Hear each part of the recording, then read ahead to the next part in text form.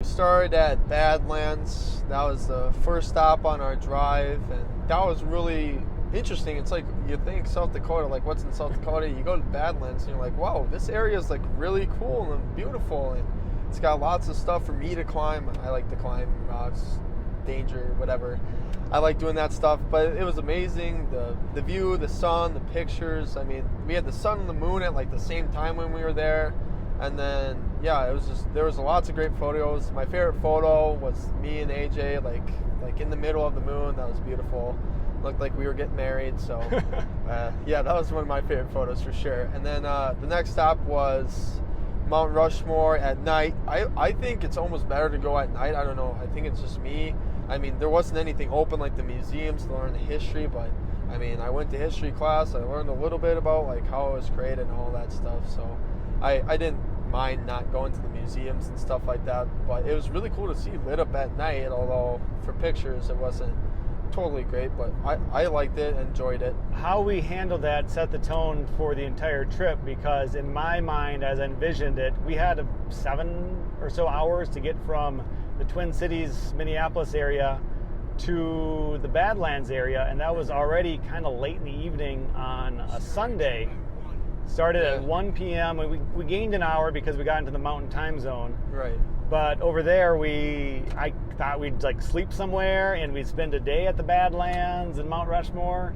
But instead, we went to the Badlands in maybe an hour and a half or 2 hours, and then went to Mount Rushmore for like 20 minutes. I don't know, not that long. But we captured a good sense of it. In the Badlands, what you haven't mentioned is we saw quite a bit of wildlife. Yeah, we did. Holy crap. There was a bison, not even like 10 feet.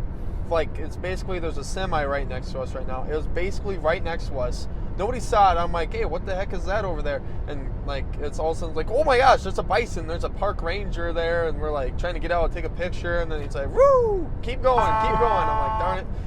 But yeah, he was really like cool, but also like, oh my gosh, we almost ran into a bison on the road. Yeah, Chase tried to pet the Bighorn Sheep.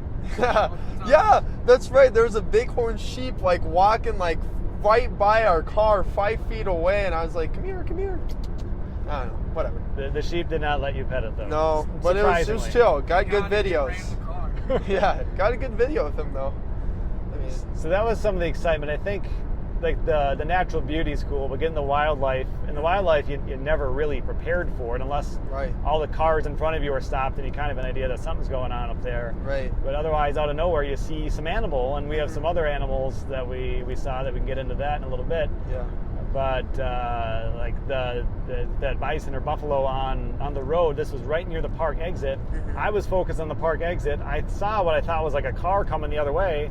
No, then I got right next to him, like, that is a giant buffalo that's like twice the size of my Prius. Yeah. And yeah, the park ranger honked his horn, and we scattered. And no damage was done. No damage, right. And Mount Rushmore, I was there very briefly with my parents 20 years ago. We didn't even go in, I don't think. We kind of stopped nearby and took a photo. So that was, I know in the future I could go back there and enjoy more time learning more of the history, but if nothing else, passing through and seeing what it looks like lit up at night, that was pretty neat. Yeah, when you're talking about setting the tone for the trip, that was huge, like, because there's all these parks we could have spent hours there, hours at every single park exploring all the trails, all the natural beauty that was there, but we were just like, yeah, let's see 1 to 2 things, let's get a quality visit and just keep moving. And that was kind of our tone for the trip, which we accomplished a lot with that attitude and with that direction that we took.